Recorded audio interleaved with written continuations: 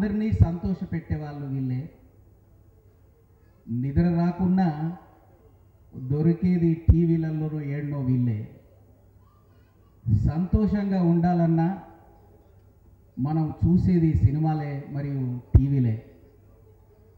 అయినా first time నేను వింటున్నాను మేము కష్టాలలో ఉన్నాము అని. ఇది చాలా బాధాకరమైన విషయంగా నేను మరి మిత్రుడు ఇప్పుడే చెప్పడం జరిగింది. ఎన్ని కష్టాలు ఉంటున్నాయి.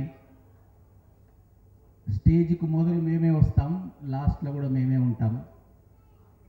చప్పట్లు తక్కువ మాకు, ఎక్కువ ఎవరికో కొడతారు. పోలీసు వాళ్ళు కూడా మమ్మల్నే పట్టుకుంటారు. సో రకరకాలుగా బాధలు మా వెంబడే ఉన్నాయి. ఏది ఏమైనా నన్ను ఈ ప్రోగ్రాంకు రండి.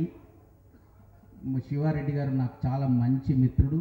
ఆయనను చూడగానే నవ్వు వస్తుంది, వస్తే మరీ నవ్వు వస్తుంది ఇంటంతా ప్రోగ్రాంలో కూడా.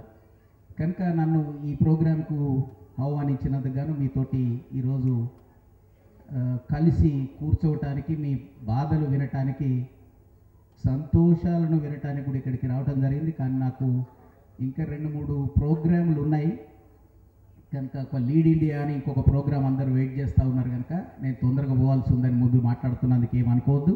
ఏది ఏమైనా ప్రభుత్వం తరఫున ఏ సహకారం కావాలన్నా మేము అందించడానికి రెడీగా ఉన్నామని కూడా ఈ సందర్భంగా తెలియజేస్తున్నాం.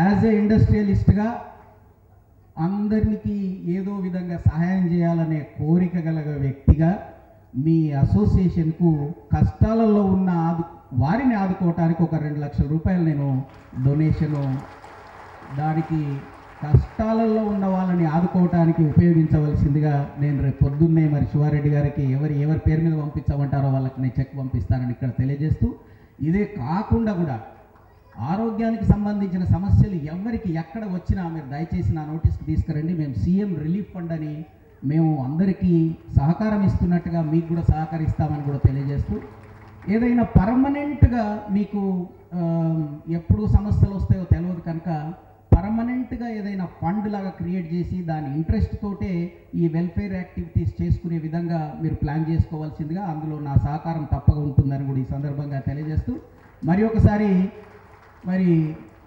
ఎవరికి కూడా ఏ కష్టాలు రావద్దు, ఏ బాధలు రావద్దు ఈ ఆర్టిస్టులకు. ఎందుకంటే మీరు ప్రపంచంలో ఉన్న ప్రతి వ్యక్తిని సంతోషపెడుతున్నారు కనుక మా అందరి బాధ్యత మీరు కూడా సంతోషంగా ఉండేట్టుగా చూడటం కూడా మా బాధ్యతగా ప్రజలందరూ కూడా చూస్తారని కూడా ఈ సందర్భంగా తెలియజేస్తూ, మరి ఒకసారి మీకు అంత మంచి కలగాలని కోరుకుంటూ ముగిస్తున్నాను. జై హింద్.